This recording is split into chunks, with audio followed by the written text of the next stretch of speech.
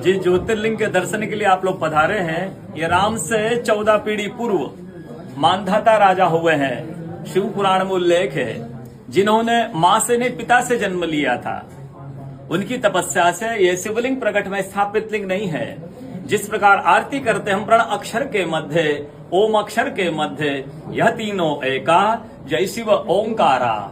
एक शिवलिंग में ब्रह्मा विष्णु महेश निराकार धरती से प्रकट हुए हैं। इसलिए अखंड दीप जो जल रहा है प्राचीन समय से, एक ही दीपक में 3 बातियां लगातार जल रही है, ब्रह्मा विष्णु महेश की। इस पहाड़ी के ऊपर 7 किलोमीटर का परिक्रमा मार्ग है, वो भी ओम आकृति में है। जो पर्वत पे हम प्रभु ओंकारेश्वर ज्योतिर्लिंग के दर्शनों के लिए खड़े हैं, ये पर्वत स्वयं शिवलिंग की आकृति में है। चारों तरफ नर्मदा मैया जलेहरी बनकर बह रही है।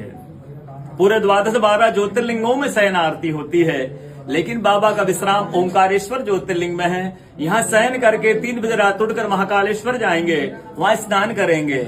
इसलिए वहाँ का भस्म आरती प्रसिद्ध है, यहाँ का शयन आरती प्रसिद्ध है। शिव पुराण में भी कथा आती है, महिलाएं 16 सोमवार व्रत करती है, उसमें भी कथा आती है।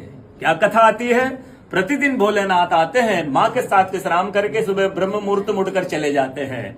एक दिन जब भोले बाबा माँ के साथ पधारते तो माँ पुजारी से पूछती है, पुजारी हमें विश्राम के लिए जा रहे हैं, चौपड़ पासे में किनकी जीत होगी? पुजारी बोलते कि आज ये भोले बाबा जीतेंगे। ऐसा बोलकर पुजारी घर चले जाते हैं। भोले बाबा माँ विश्राम के लिए चले जाते हैं। सुबह ब्रह्म मुहूर्त में जैसे भोले बाबा माँ बाहर निकलते हैं, पुजारी द्वार पर रहते तो माँ पुजारी से पूछती, पुजारी कल मैंने आपसे पूछा था हमें विश्राम के लिए जा रहे, चौपड़ पासे में किनकी जीत होगी? आपने कहा भोले बाबा जीतेंगे। भोले बाबा नहीं, मैं जीती हूँ। माँ ऐसा बोलकर उनको श्राप दे के चली जाती है।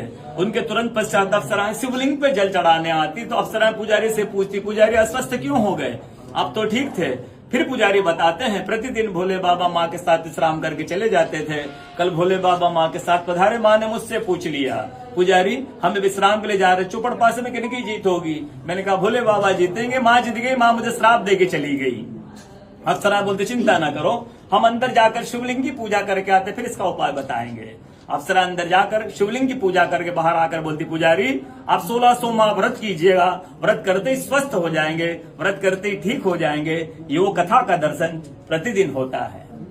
बोलो ओंकारेश्वर भगवान।